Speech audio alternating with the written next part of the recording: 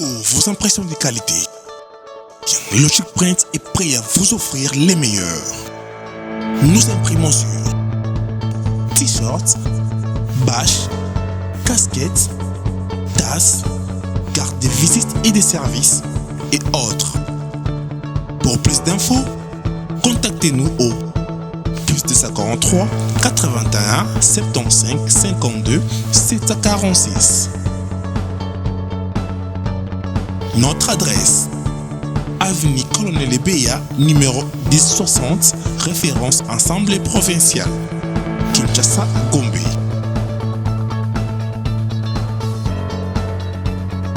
Logic Print, logiquement imprimé.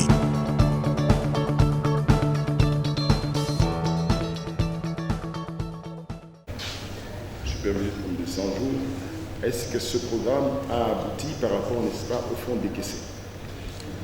Le programme de 100 jours a-t-il connu sa finalité? Monsieur le Président, Auguste court que ce contrat court encore jusqu'à ce jour. Le contrat court, mais notre client n'est plus aux affaires. Donc il ne sait pas en dire plus à ce stade-ci. Parce que le projet, Pour le temps qu'il était superviseur, pour le temps qu'il était superviseur, il y a eu, comment? Le projet était en cours d'exécution, n'est-ce pas? Encore que c'est une question à laquelle monsieur Jamal pourrait répondre avec aisance. Mais nous disons qu'il y avait des signaux, mais on n'avait pas encore évalué.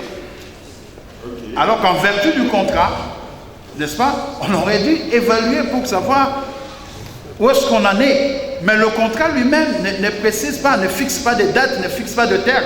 Donc jusqu'à ce jour, ce contrat est en train de courir, il n'est pas résilié. Mais, Monsieur le Président, j'ai une Vital Kamerhe de détournement en participation criminelle avec M. Jamal. C'est comme ça que nous sommes plus intéressés à entendre du ministère public ici, de lui quel est le montant détourné en participation criminelle avec M. Jamal.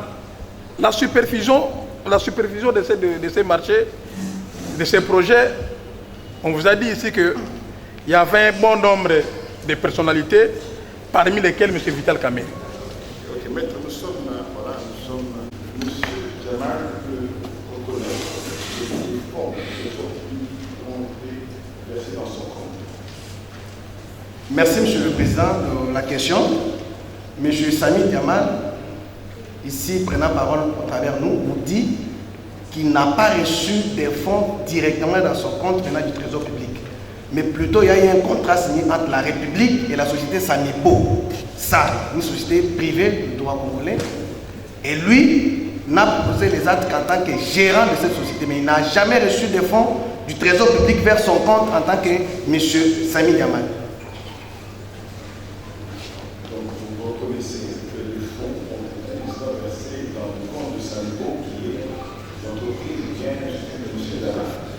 Nous disons qu'il y a eu un contrat entre l'État congolais et la société Samibo, et au travers de ce contrat, les deux parties avaient leurs obligations. L'obligation de l'État était de payer le prix tel que fixé par la société Samibo de maisons préfabriquées. Et l'exécution a été faite par l'État congolais et la partie Samibo avait commencé l'exécution de sa part de marché, conformément aux clauses contractuelles.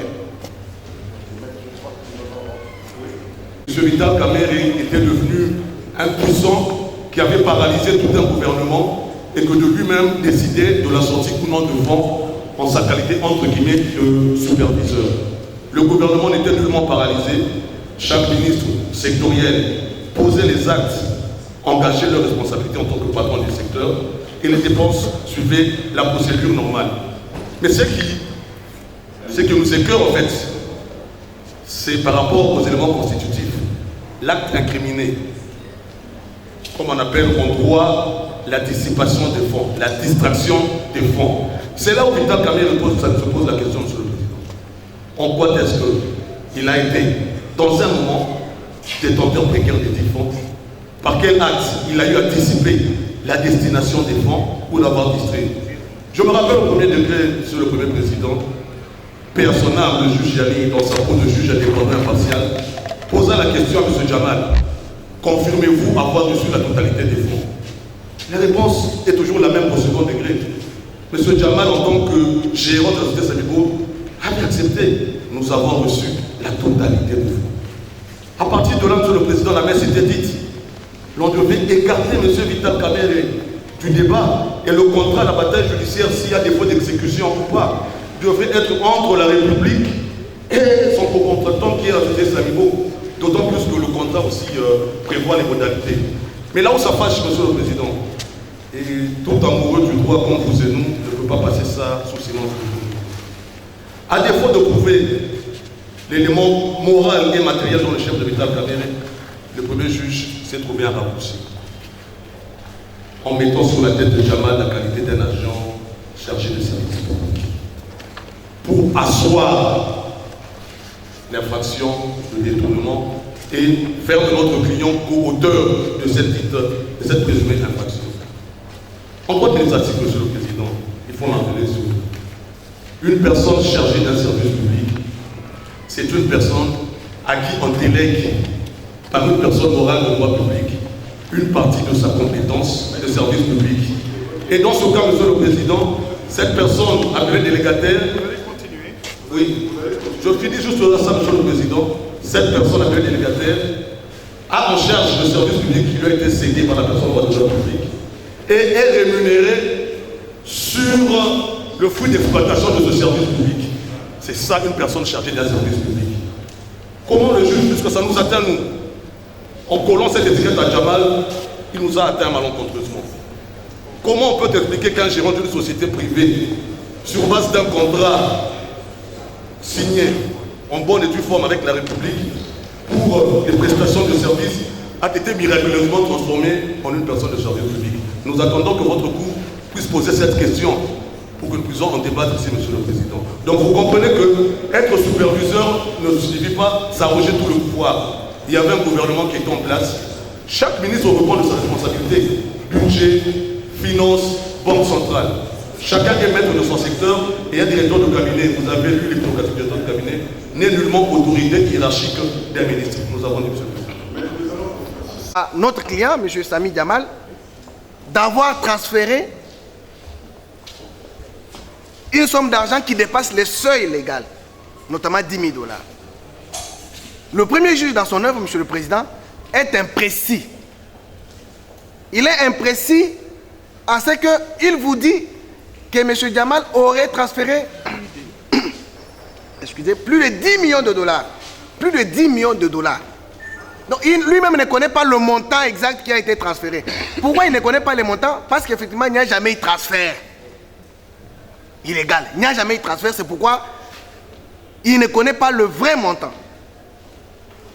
Et aussi, il argue, il soutient, il opine en disant que cet argent-là aurait une source délictueuse, notamment les détournements. Nous vous avons démontré que l'infraction du détournement, c'est une infraction qui a des éléments constitutifs, 5 au total, mais dont le premier élément fondamental, c'est la qualité de l'agent. Nous avons démontré ici que M. Samy Jamal, gérant de la société Samibo, n'a pas la qualité d'agent.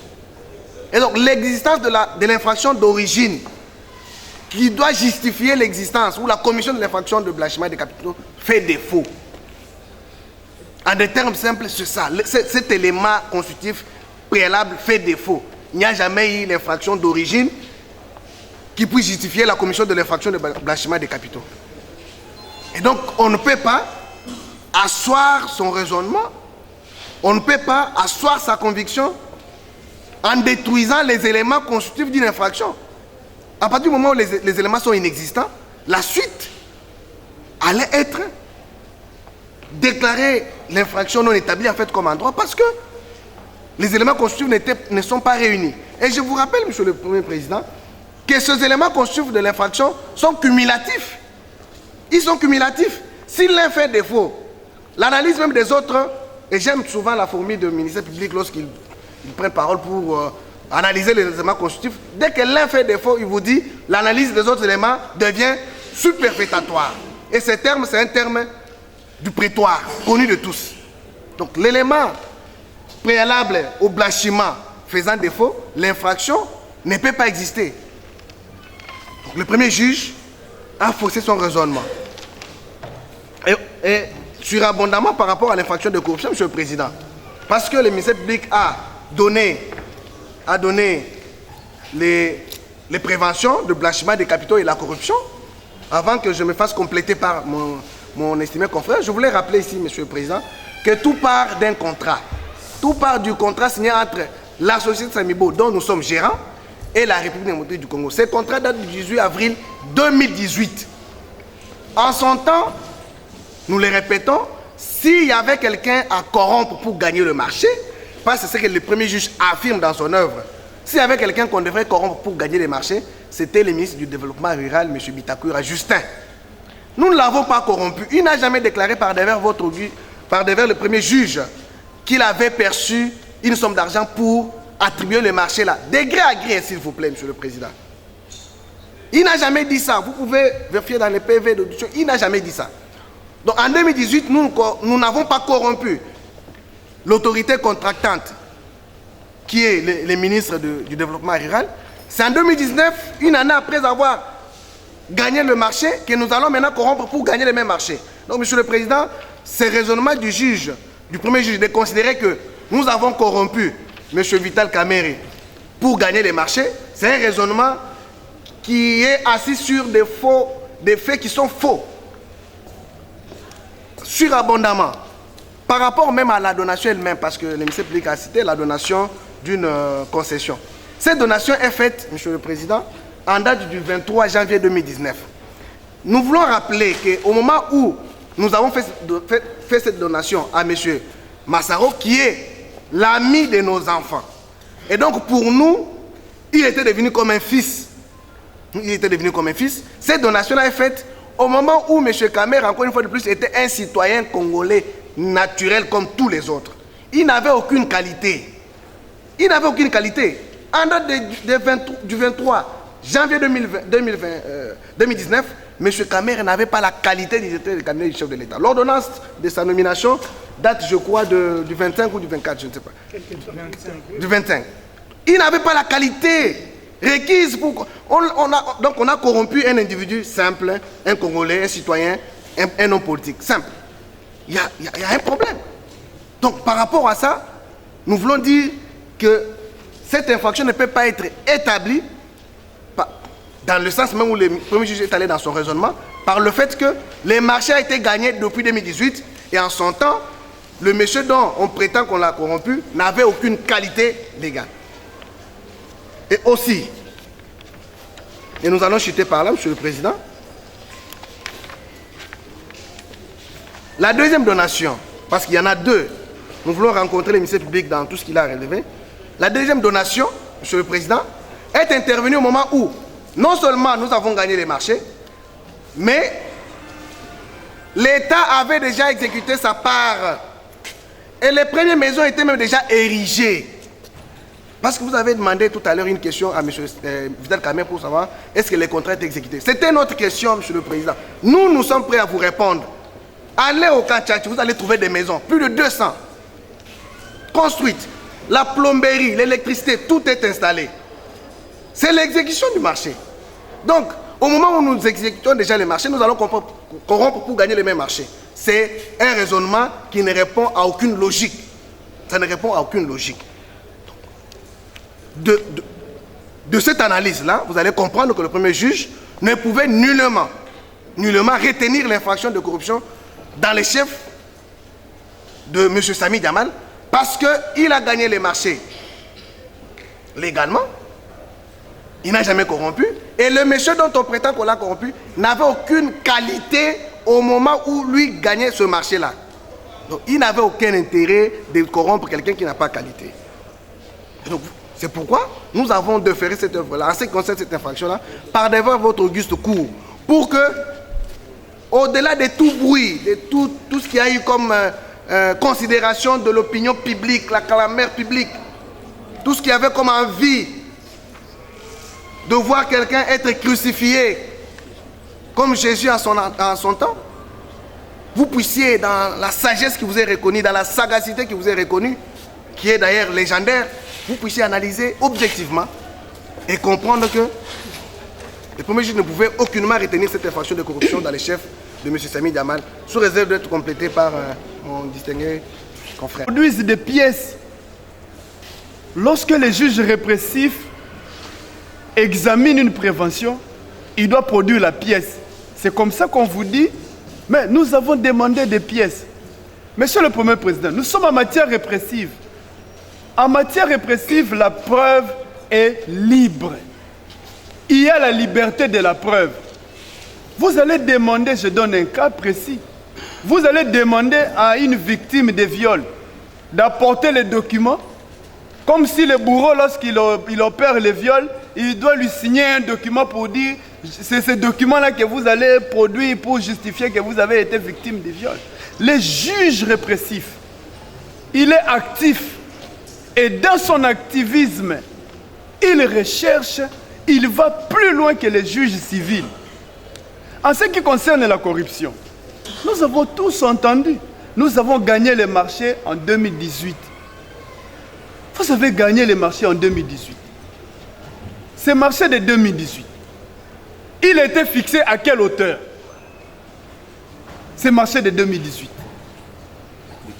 Il dit non, la personne qui pouvait être corrompue, si corruption il y avait, c'est le ministre Bitakwir. Vous avez gagné les marchés en 2018, monsieur Jamal. Les marchés, la hauteur du marché, ce n'est pas 57 millions. Si vous regardez les marchés gagnés en 2018 et celui exécuté en 2019-20, il y a deux marchés totalement différents. Ça, c'est le premier élément. Le deuxième élément, vous dites que vous avez que tous ces actes ont été posés alors qu'il n'y avait pas encore l'ordonnance de nomination de l'honorable Kamere comme directeur de cabinet. Mais cette donation, si elle a été faite avant sa nomination, mais est-ce qu'elle a été faite avant l'élection du président de la République? Et même le président de la République lui-même s'en plaint. Il y a les hommes du régime. Il y a les hommes du régime. La donation a été faite à un homme puissant du régime, alors qu'ils avaient déjà gagné les élections. Donc c'est entre la période où les élections ont été gagnées et la période de sa nomination. Vous ne pouvez pas dire que nous avons fait une donation, il n'était pas encore nommé, mais c'était un homme puissant du régime. Voilà, c'est ça ce que les juges répressifs recherchent. Mais des gens comme M. Jamal, vraiment, ce sont des pareils gens que l'humanité a besoin. Les gens qui donnent des biens comme ça, ils vous trouvent en cours de route, ils vous donnent une concession à la baie d'Engalier. Vraiment des gens pareils. Vous pensez que... Quel est le lien? Les juges ont recherché les liens. Il a même vu Massaro en train de passer. Massaro, lui aussi, quand il entre comme ça, on lui demande le nom qui lui vient en tête. Tous ces scénarios-là, c'est ce que les juges recherchent. Le juge constate. Monsieur le Président, maintenant, quel est le lien entre la donation faite aux membres des familles et l'infraction de corruption? C'est l'activisme. L'activisme du prévenu. La manière dont le prévenu, les actes posés par lui, c'est ça. Les actes qu'il a posés attestent à suffisance qu'il y avait un lien entre cette donation faite à un membre de sa famille et les marchés. Donc il y a deux marchés distincts, même sur le plan légal. Même si vous dites que les marchés étaient déjà... Nous connaissons dans ce pays, monsieur le Président, il y a des gens qui ont des dettes publiques et tout. Plusieurs années, vous n'allez pas me dire, non, ma dette date de quand? Non, mais pour être payé, je ne vais pas vous dire, parce que ça ne fait pas l'objet de ce procès. C'est ça, son activisme. Il suffit de voir les actes qu'il a posés. C'est ça les liens, c'est ce que les juges recherchent. Donc il ne faut pas demander à tout moment, oh non, le juge ne nous a pas produit un document dans lequel le prévenu a dit, ok, j'accepte, j'agrée. L'agréation des dons, c'est dans les actes qui ont suivi. C'est ce qui justifie l'approbation. Donc c'est comme ça que le juge a constaté, il a bien dit les droits et il a bien examiné dans son œuvre. En ce qui concerne le blanchiment des capitaux, le prévenu Jamal donne l'impression que pour être poursuivi pour blanchiment des capitaux, il faut que vous soyez au préalable condamné pour une autre infraction. Ou il faut qu'une autre personne soit déjà condamnée. C'est ce qu'ils ont dit.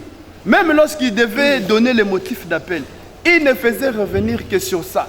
Les juges, infraction préalable. Mais que dit la loi en ce qui concerne le blanchiment des capitaux, en ce qui concerne la fameuse infraction préalable?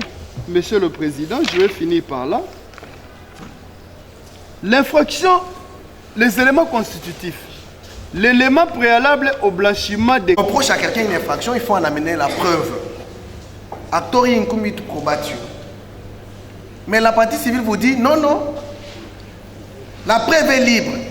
Il ne faut pas seulement attendre une preuve littérale. Mais même cette preuve qui est libre là, il faut la produire dans ses formes, dans ses multiples formes. Il faut la produire cette preuve-là, libre soit-elle. Mais il ne faut pas se contenter de dire la preuve est libre sans la produire.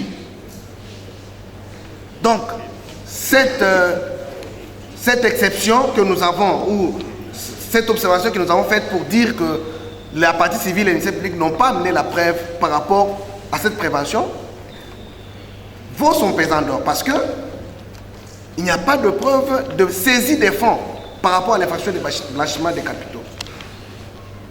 Et nous répétons, Monsieur le Président, peut-être pour être mieux compris, que l'infraction de blanchiment des capitaux a des éléments constitutifs. Chaque infraction, le législateur a prévu des éléments constitutifs. De manière classique, nous avons l'élément légal, l'élément matériel et l'élément moral. De manière classique. Mais il y a certaines infractions, certaines incriminations qui ont des éléments spéciaux, qui ont des éléments particuliers, qui ne rentrent pas dans la classification ou dans la catégorie classique des éléments constitutifs d'une infraction. Le détournement en fait partie, avec son élément de la qualité de l'argent. Le blanchiment des capitaux en fait partie, avec comme élément constitutif préalable l'existence d'une infraction d'origine. Malheureusement, la partie civile comprend par là une condamnation préalable. Non, une infraction peut être établie. On n'a pas parlé de la condamnation. Ça, c'est vraiment une confusion. Il parle de la condamnation. Qui a parlé de la condamnation? La loi dit il faut qu'il y ait une infraction d'origine. C'est différent. C'est différent. Et l'on vous dit que l'argent a été transféré au Liban. Qu'est-ce que l'argent est allé faire au Liban? Je répète encore, Monsieur le Président. L'argent que la société Samibo a reçu dans son compte pour l'érection de maisons préfabriquées, les dispositions internes que la société Samibo avait prises pour installer, commander et installer les maisons dépendent de la politique interne de la société Samibo, Monsieur le Président. Pour la partie civile, même les ministères publics, tout l'argent devrait être envoyé en Turquie. Mais c'est une aberration. Les premiers juges l'ont repris même. On nous reproche d'avoir détourné 48 millions parce que les 8 millions ont été envoyés en Turquie. Pour eux, comme on a envoyé 8 millions en Turquie, c'était la destination réelle. Donc tout l'argent devrait être envoyé en Turquie. Monsieur le Président, l'exécution de ce marché-là, il y avait la commande des matériels de maisons préfabriquées, les carreaux qu'on devrait installer, la plomberie. J'estime même que la cour est composée de hauts magistrats qui maîtrisent ou qui ont déjà construit, ils savent comment ça se passe. La plomberie, l'électricité, ça coûte cher. Qui vous a dit, qui a dit à la partie civile que tout devrait être commandé en Turquie? Qui leur a dit ça? Parce que nous, Société Samibo, nous avons des magasins de carreaux ici à Kinshasa. Les cuves, les lavabos, qui leur a dit que ça devrait venir forcément de Turquie? La manutention. Monsieur le Président, nous avons signé des contrats de sous-traitance pour la main-d'œuvre locale. On allait leur payer avec l'argent. Donc l'argent part d'abord en Turquie, ça revient au Congo. Voilà ce qu'on a donné comme image de ce procès à l'opinion publique. Donc c'est pour dire, Monsieur le Président, que l'argent reçu par la société Samibo ne devrait pas être transféré en Turquie comme ils prétendent. Non. C'est à la société Samibo de dire, par rapport à tel matériel, c'est dans tel pays que nous allons avoir. Mais par rapport au carreau, c'est à Dubaï que ça coûte moins cher. Par rapport aux cuves, par rapport à la plomberie, nous signons les contrats avec une société qui fait la plomberie. L'électricité, les fils électriques, ça coûte cher. Ces maisons-là ne venaient pas en Turquie avec tout. Les faux sceptiques, comment construire tout ça. Qui leur a dit que c'est en Turquie qu'on devrait amener ça ici? Non. Monsieur le Président, c'est vraiment une aberration. Donc, affirmer que qu'est-ce que l'argent allait faire au Liban, alors que la gestion interne de ces fonds-là, qui sont des fonds privés, la gestion de ces fonds-là dépendait de la politique interne. Aujourd'hui qu'on a installé les maisons au Kanchachi, les gens qui habitent là-bas, ils utilisent les cuves, les régions sont venus avec ces tuyaux, les plombiers à travailler. Qui leur a dit que ça venait de Turquie? Donc, Monsieur le Président, c'est une aberration de considérer que l'argent appartient au Liban faire quoi? Et nous allons atterrir par là, Monsieur le Président, pour dire le contrat a été signé en 2018. Au moment où nous signons les contrats, M. Kamer n'avait pas la qualité et on ne l'a pas corrompu en son temps. C'est pour dire que s'il y avait quelqu'un qu'on pouvait corrompre pour gagner le marché, effectivement, c'était M. Bitakwir. On nous parle de l'activisme. Je vais terminer par cette expression qu'ils ont voulu évoquer. L'activisme. Ça, ce n'est pas un élément constitué de l'infraction. Il ne faut pas qu'on invente les éléments constitués d'une infraction. Le droit pénal est de stricte interprétation. Nous, nous la poena sinélégué. On ne vient pas inventer des éléments constitués d'une infraction ici par derrière votre auguste cours. Au premier degré, on n'a jamais entendu cette expression d'activisme. Regardez l'activisme comme si c'était un élément constitué de l'infraction. Non. Ici, on reproche à Samy Diama d'avoir corrompu M. Kamere. Or, nous avons démontré qu'au moment où nous signons les contrats, M. Kamere était dans l'opposition, un citoyen congolais simple. Il n'avait aucune qualité. Et donc, on ne peut pas retenir cette infraction à son égard. Et il n'y a jamais eu de blanchiment des capitaux parce que l'infraction d'origine n'est pas établie dans les chefs de M. Samy Diama. Nous avons dit, M. le Président. Nous ne poursuivons que les intérêts civils et nous pensons que le ministère public qui est en appel va revenir avec de plus amples détails en ce qui concerne l'établissement de prévention pour lesquels les prévenus sont poursuivis. Mais parce qu'il nous est demandé de dire un mot au-dessus de toutes les observations que nous avons faites à l'audience de ces jours, en commençant par les répliques sur le motif d'appel, en passant par les observations sur les instructions, je crois que la Cour des séances s'est déjà fait une idée de ce que représentent les observations de la partie civile. Monsieur le Premier Président, est-ce qu'il faudrait que je perde mon temps sur la narration des faits, alors que les faits sont connus de tous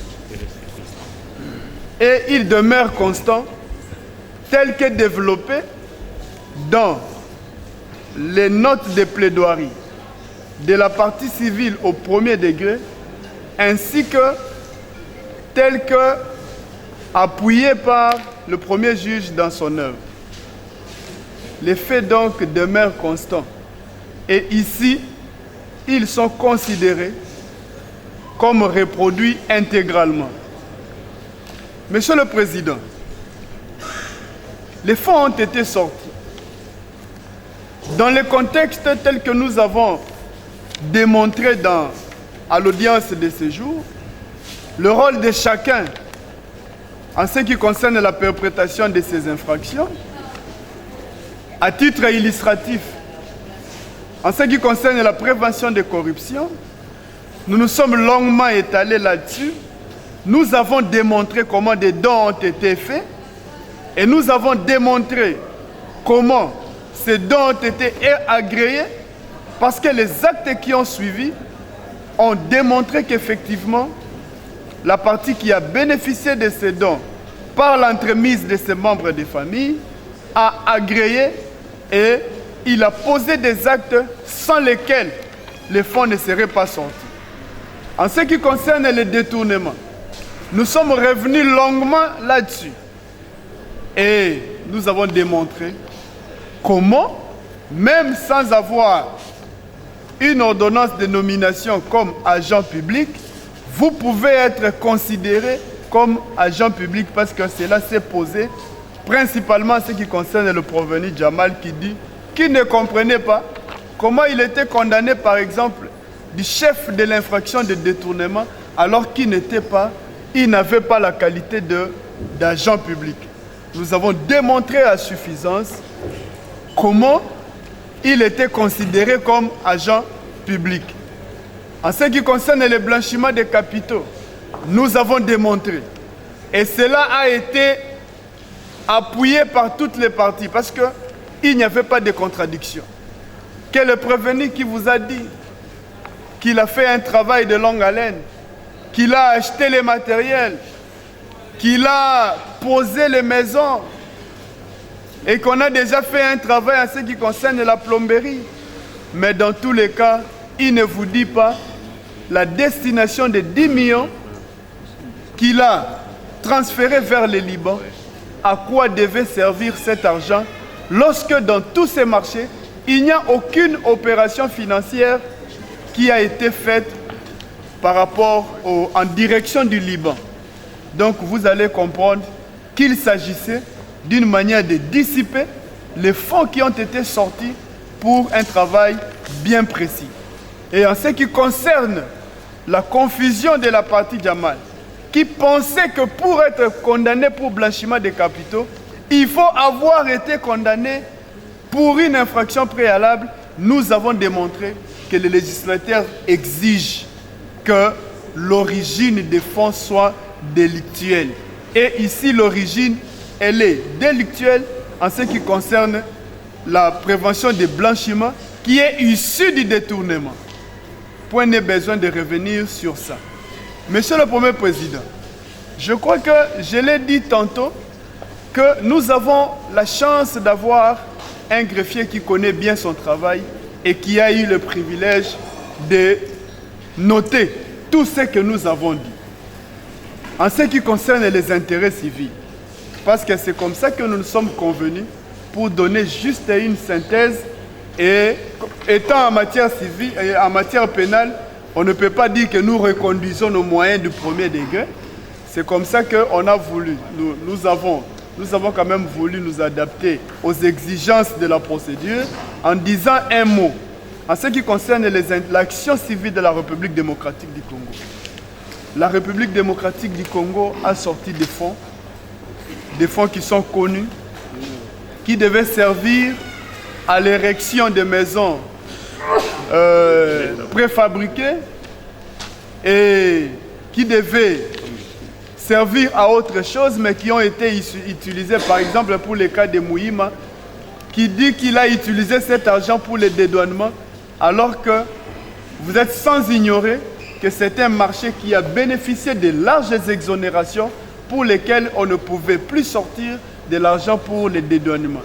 Il s'agissait donc d'une justification pour sortir cet argent et les dissiper, l'utiliser à d'autres fins que celles pour lesquelles l'argent était sorti.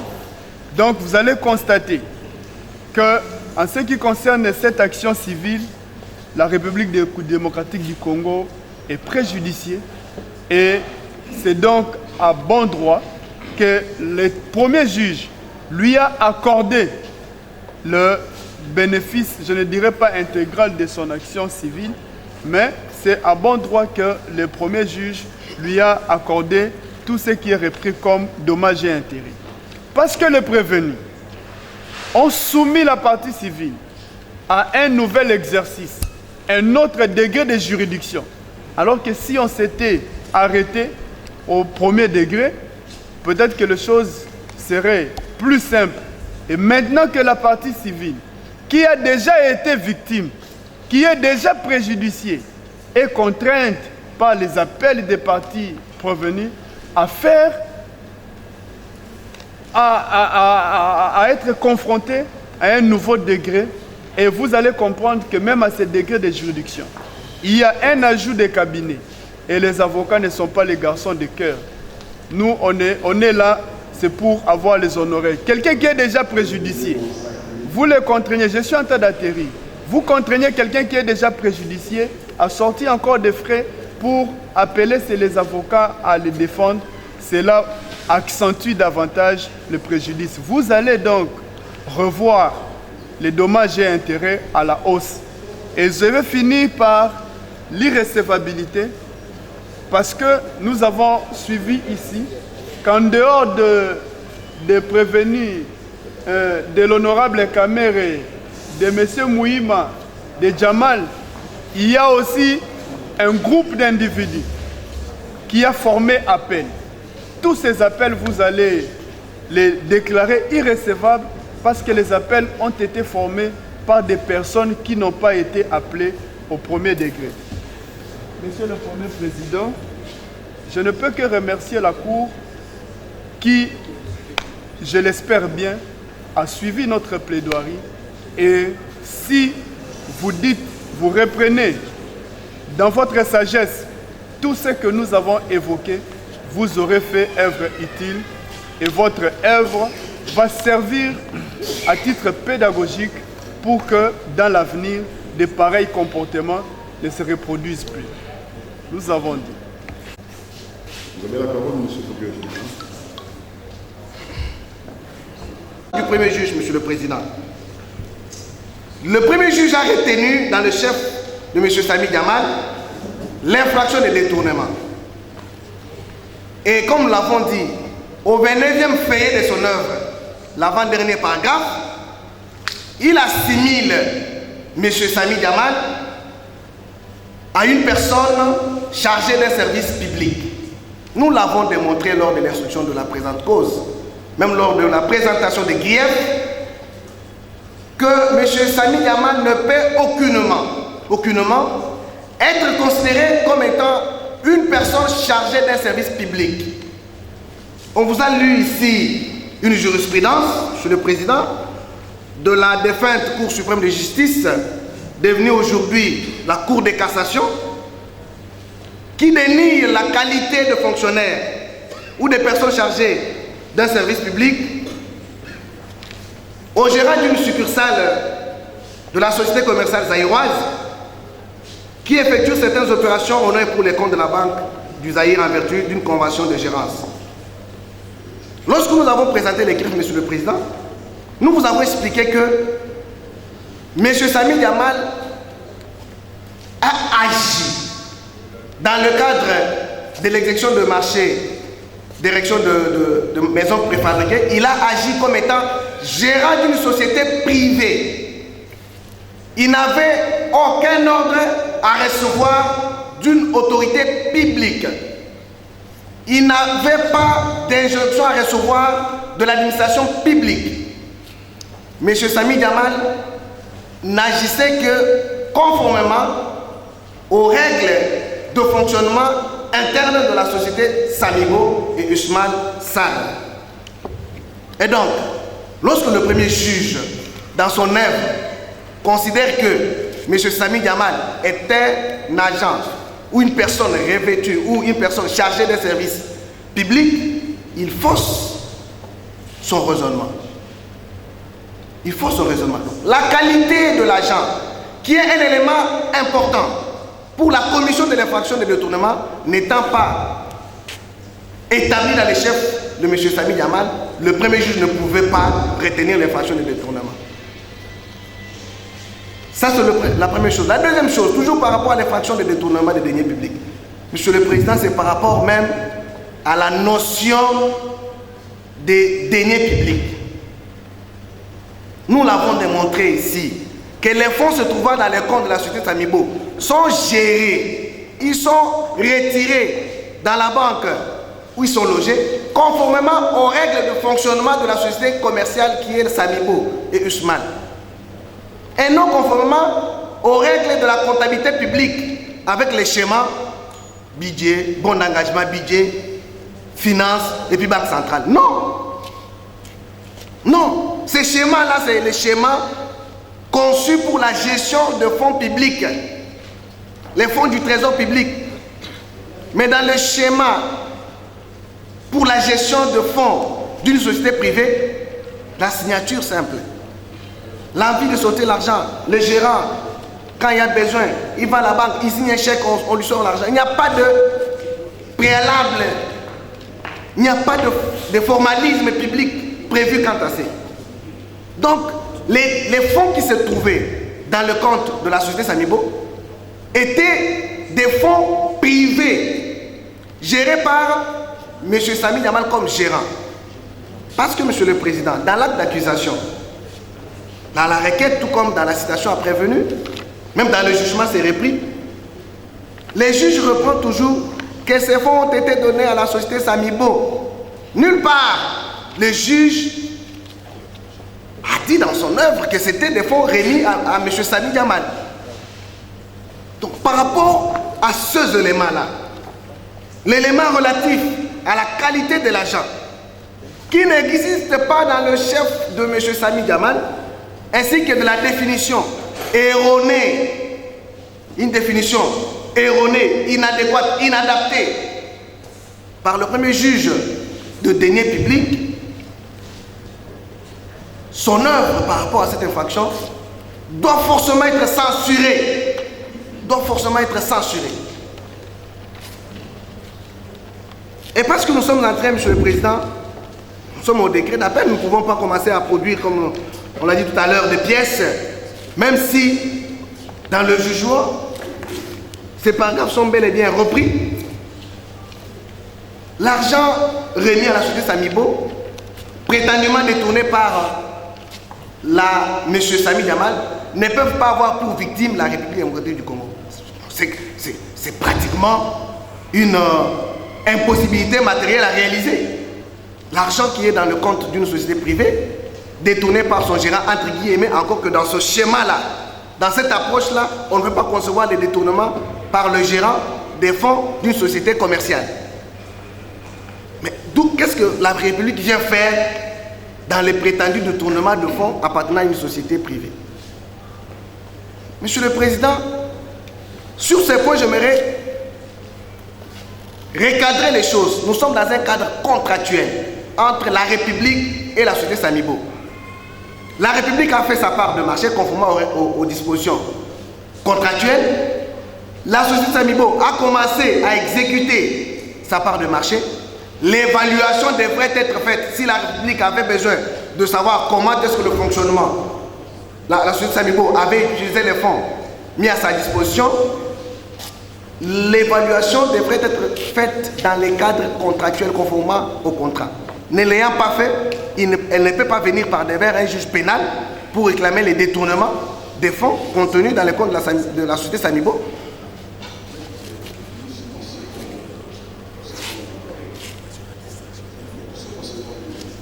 Exactement, Monsieur le Président. Non, Monsieur le Président, nous sommes en train de détruire la qualité. Nous avons déjà quitté l'infraction de détournement. Nous sommes en train de détruire la qualité de la partie civile de la République. Donc notre plaidoirie est schématisée. Nous avons parlé du détournement. Nous avons montré que les deux éléments fondamentaux ne sont pas réunis.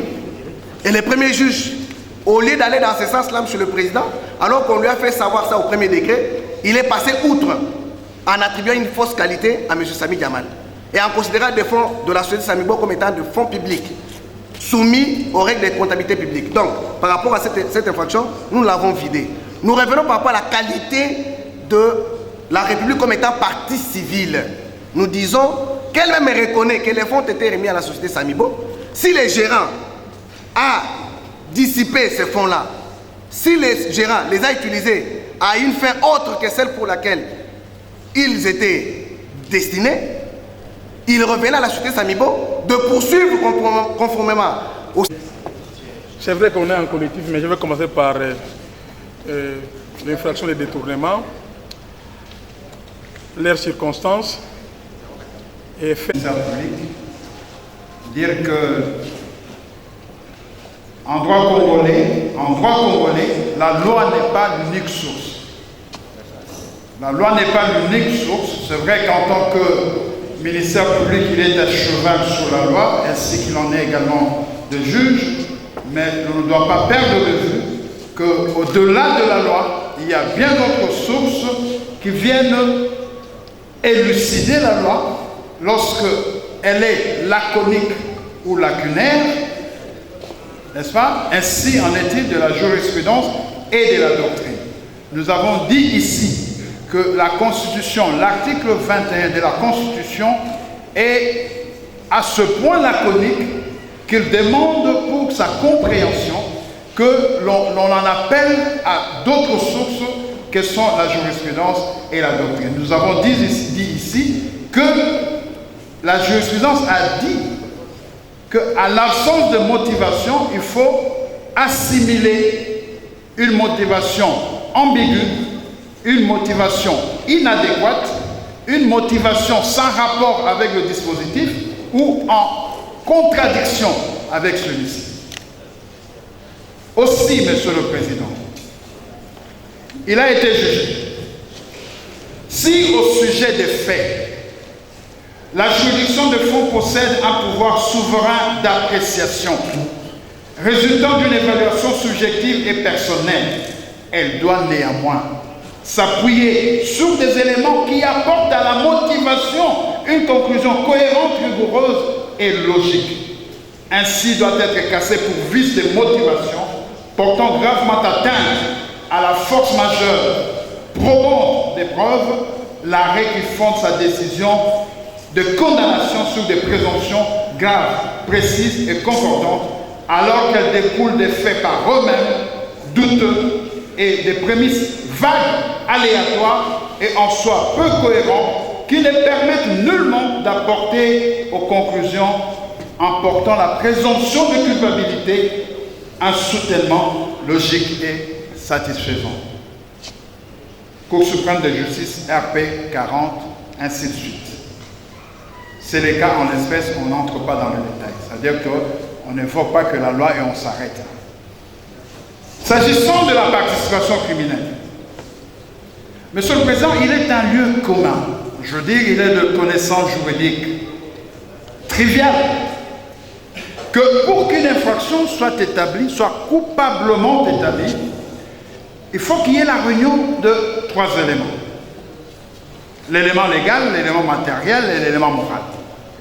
Mais dans l'occurrence qui nous occupe maintenant, le ministère public a attrait par devant ou avait attrait par devant le tribunal des grandes instances de Kinshasa-Gombe, l'honorable Vital Kamerhe, en mettant en son compte nombre d'infractions, mais commises en participation criminelle.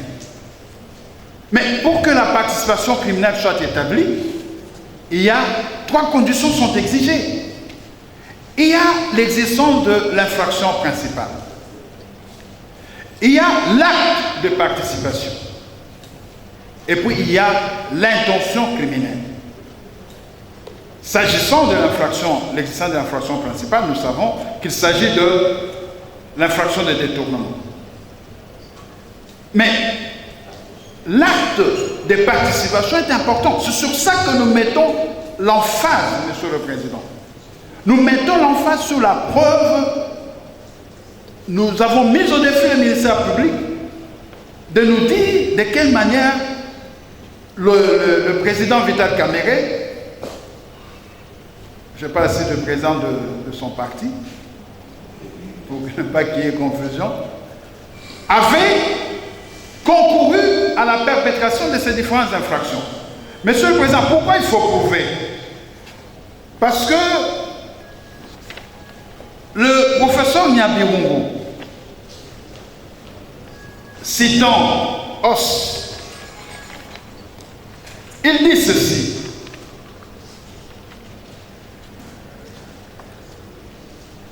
la loi ne pourrait sans danger autoriser le juge à réprimer tous les actes de participation,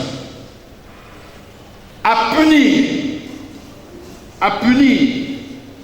des provocations même indirectes, des instigations ou excitations de toute nature. Le législateur qui adopterait un tel système accorderait aux tribunaux un pouvoir effrayant et dépouillerait les citoyens des garanties auxquelles ils ont droit. Alors il ajoute que le devoir du juge lui commande de spécifier les circonstances constitutives de la participation criminelle, de définir avec toute la précision possible les faits par lesquels on doit avoir coopéré à un crime ou à un délit pour pouvoir être condamné du chef de cette coopération. Voilà pourquoi il faut démontrer l'acte de participation. Sinon, ça devient très dangereux, Monsieur le Président. Nous sommes en train de parler de la vie d'une personne. Nous sommes en train de parler de la liberté d'une personne. Et lorsque l'on veut priver une personne de sa liberté d'aller et de venir, l'on se doit d'être un peu plus, j'allais dire sérieux, mais on se doit de prouver. Et je disais tout à l'heure que lorsque l'on ne s'est pas prouvé, Monsieur le Président, il n'y a pas d'autre ressource que d'acquitter le prévenu. Et il en va ainsi lorsque il y a doute. Le doute ne profite pas à l'accusation, le doute profite au prévenu. Je ne veux pas être long en ce qui concerne les autres éléments constitutifs de la participation criminelle, mais je dis si l'infraction principale est là, il n'en est rien s'agissant de l'acte de participation. Il n'a pas été prouvé ici. M. Vital Kamerhe n'a jamais reçu l'argent de la part du gouvernement en considération, n'est-ce pas, de sa qualité ou en raison, en fonction de sa charge, et que donc c'est une absurdité, c'est une ineptie que de dire que M. Vital a détourné de l'argent. Celui que l'on présente comme étant son affidé, il l'a dit ici, il a dit j'ai... En ce qui concerne les faits, Monsieur le Président, trois évidences s'imposent de la narration des faits et de ce qui découle de l'instruction de la cause, Monsieur le Président. Premièrement, le projet dit de 100 jours découle de la volonté politique du chef de l'État. Et d'ailleurs, la cérémonie d'ouverture avait eu lieu à Limité vers l'échangeur, tout le monde se rappelle, c'était télévisé. Deuxièmement, Monsieur le Président, notre client, M. Vital Kamerhe, alors directeur de cabinet du chef de l'État, était dans l'équipe de supervision parce qu'il était directeur de cabinet du président de la République. Quel est le rôle d'un directeur de cabinet, Monsieur le Président? L'ordonnance loi portant organisation et fonctionnement du cabinet du président de la République vous a éclairé par rapport à cette question. Parce que le directeur de cabinet est celui qui entre en contact avec les autres institutions. Et donc, il est là pour s'assurer de la bonne exécution. Ce n'est pas redit, Monsieur le Président. Alors, à ce stade, on doit préciser une chose. Les actes d'un directeur de cabinet ne sont jamais dissociables de la volonté politique du président de la République. Ce sont deux concepts intimement liés qu'on ne peut pas dissocier. On doit, Monsieur le Président, c'était important de marteler sur ça, Monsieur le Président. On doit, que dire de plus sur le défaut de motivation et l'absence de preuve? Mon prédécesseur vous a montré l'acte d'accusation qui visait dans le chef de notre client une coopération, une participation criminelle par coopération directe. Le juge s'est écarté dans sa motivation, lui a préféré parler de aide indispensable. En chutant dans le dispositif, il a brillé par le silence, Monsieur le Président. Même dans le contenu de son jugement, il n'a pas su circonscrire le degré de participation. Quel est l'acte matériel posé par notre client pour qu'il soit retenu comme coopérant direct par la participation criminelle, Monsieur le Président? Vous comprendrez aussi que dans l'infraction de détournement, l'acte incriminé, c'est là où tout se joue. L'acte incriminé, la dissipation, la distraction, le détournement, Monsieur le Président. Par quel acte M. Vital Kamerhe a eu à détourner les fonds alloués à la société Sanigo de sa destination finale? Quand, comment, de quelle manière? Nous avons dit ici d'entrée de jeu que l'infraction de détournement est une infraction instantanée. Cela veut dire que ça se commet dans un laps de temps bien déterminé.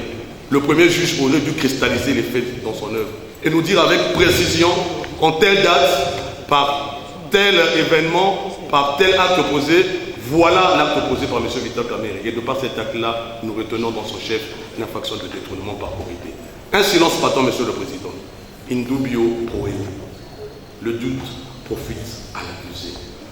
Lorsque vous sentez dans votre chef, Monsieur le Président, un moindre début de doute, vous devez procéder à l'acquittement. Mais ici, le doute est patent. que ce soit dans l'infraction de détournement, que dans la corruption. Rapidement pour la corruption, Monsieur le Président.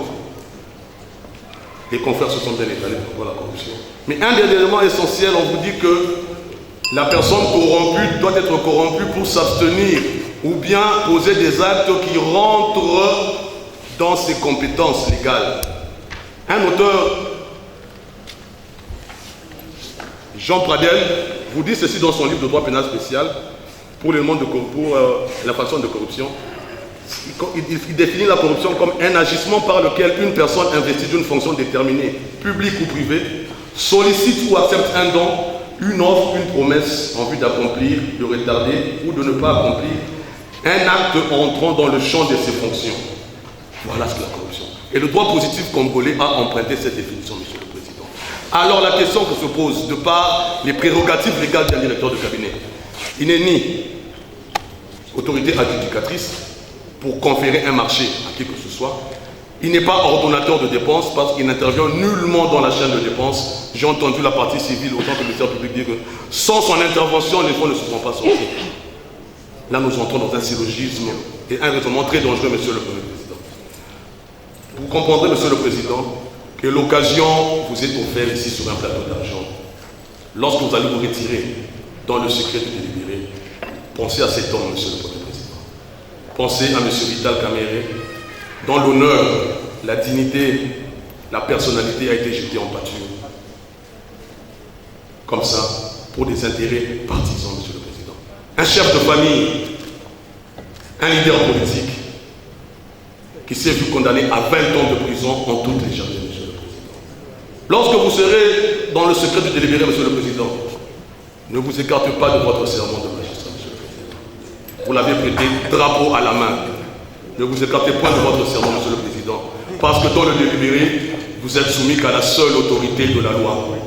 À part la seule autorité de la loi, qui doit vous conduire pour asseoir votre intime conviction, M. le Président, vous n'avez pas d'autre fil conducteur. Et je suis confiant que de par les éléments du droit qui vous ont été apportés, que le premier juge a ordonné pour les uns la confiscation de leurs biens immobiliers, pour les autres les gels de leurs comptes, les comptes bancaires, voulais-je dire. Et le ministère public, qui fait l'office ici d'une bonne partie au procès, a fait savoir à votre cour qu'il n'y avait aucune condamnation contre les 5 appelants et qu'il n'avait de ce fait pas droit d'interjeter appel parce qu'il n'y a aucune condamnation. Il est allé loin jusqu'à dire que s'ils étaient condamnés, ils sont condamnés à combien? Monsieur le Président, l'article 5 du Code pénal, dans son intitulé, détermine les peines prévues par le Code pénal congolais. En ces termes, les peines applicables aux infractions sont la peine de mort, la servitude pénale, l'amende et la confiscation spéciale. Je crois qu'après que je puisse, après avoir énuméré les peines telles que énumérées, le ministère public n'aura plus rien à dire. Donc, le premier juge a confisqué le bien de nos clients sans les avoir entendus, sans que nos clients puissent présenter les moyens de preuve. Du fait qu'ils sont propriétaires, les biens et donc confisqués sont à leur nom et de la manière qu'ils ont acquis. Le premier juge n'a pas examiné ces problèmes, mais il a confisqué ce que nous appelons ici confiscation spéciale en rapport avec la disposition que je viens de vous dire. C'est déjà bon, je crois, pour que le ministère public ne revienne pas sur ça, si jamais il aura le temps de répliquer. Quant à la recevabilité de l'appel, le principe des voies de recours, votre honneur, Monsieur le Président, est posé sur l'article 21 alinéa 2 du Code de la Constitution de la République démocratique du Congo, la Constitution de 2006 telle que modifiée. L'alinéa D de cet article dit ceci: le droit de former un recours contre un jugement est garanti à tous. Il est exercé dans les conditions fixées par la loi. Ça, c'est le principe, votre honneur. Pour les cas spécifiques qui concernent, nos clients, les 5 appelants, il y a une jurisprudence qui a détaillé avec moindre précision la possibilité pour quelqu'un qui n'a pas été entendu au premier degré de former une voie de recours. Et cette jurisprudence est contenue dans l'ouvrage de l'avocat général près la haute cour militaire, M. Bienvenu Kingoudi Mungul Koudia, qui a écrit dans l'exercice possible des voies de recours prohibées par la loi contre les décisions de justice au regard de la jurisprudence de la Cour suprême de justice et de la Cour constitutionnelle. Nous sommes à la page 50. L'auteur pose les conditions des voies de recours qu'on appelle exceptionnelles, en disant exactement ce qui suit. Je crois que c'est par là que je vais citer, Monsieur le Président. Je ne vous prends pas du temps, mais je voudrais que votre cour puisse comprendre de la raison, de la recevabilité de l'appel, n'est-ce pas, de 5 autres appels. Les conditions d'exercice de recours exceptionnels. La juridiction d'appel ne peut rejeter, votre honneur, parce que ça vous concerne, la juridiction d'appel ne peut rejeter un tel appel dès lors qu'il y a eu manifestation. Premier point, d'un excès de pouvoir de la part du juge du premier degré, précisément lorsqu'il statue ultra ou extra petita. Nous sommes dans le cas de figure, votre honneur, où le premier juge a eu le plaisir, parce qu'il fallait satisfaire, disons, à l'opinion publique, comme l'a dit le ministère public tout à l'heure, il fallait satisfaire à la masse et au commun des mortels qui chantaient pièce contre pièce. Et il a condamné les personnes qui n'étaient pas entendues, en violation flagrante même de l'article 19 de la Constitution. Monsieur le Président, nous avons placé cette jurisprudence et même les références doctrinales dans notre note de plaidoirie. Pour ne pas épuiser votre précieux temps, nous allons les renchérir et vous tiendrez évidemment compte de cela pour que votre cour puisse déclarer recevable les appels des 5 autres appelants. Et mon estimé confrère, maître Dani Kanda, va aborder un tout petit peu sur les fonds. Nous avons dit, avec peut-être espoir de ne pas revenir. En 2-3 minutes. Monsieur le Président, juste un mot, puisque vous voulez abréger notre plaidoyer cantassé. Nous disons ceci. Si par impossible, les appels interjetés par Madame Amida, Mouyoutou, Changaloume, Soraya Mpiana, Daïda Mpiana, seraient déclarés irrécevables, vous, en tant que juge d'appel, vous allez corriger cette aberration du premier juge qui a eu à confisquer des biens pour des parties qui n'étaient pas au premier degré. Et ça, c'est extrêmement important pour que l'œuvre qui sera prononcée par cette cour reste dans les annales judiciaires de la RDC. Oui, merci, Monsieur le Président. Rapidement, dans 2 ou 3 minutes, j'aimerais revenir sur le premier juge, dans son œuvre, pour asseoir la confiscation des biens de nos clients. Il a eu à se fonder sur l'article 14 du Code pénal comme un livre premier. Malheureusement, il en a fait une mauvaise application, puisque nous avions dit tantôt pendant les griefs que cette disposition de la loi voudrait à ce que, pour appliquer la confiscation de biens, il faut réunir des conditions. Entre autres, on avait dit qu'il faut que les objets saisis soient considérés comme l'objet formant l'incrimination. Deuxièmement, ces objets doivent appartenir au prévenu. Et enfin, troisièmement, ces objets doivent être le produit de l'infraction. Monsieur le Président, au cours de l'instruction, on a eu à le démontrer qu'aucune de ces conditions n'a été remplie par le premier juge. Dans la mesure où la doctrine a eu à définir ce que c'est ces trois conditions. La doctrine dit, par choses qui ont servi à commettre l'infraction, on attend les instruments, même de l'infraction. Je me pose la question, est-ce qu'un fonds, est-ce qu'un immeuble est un instrument de la constitution d'une infraction? Je vous dis non. Deuxièmement, les biens doivent appartenir au prévenu.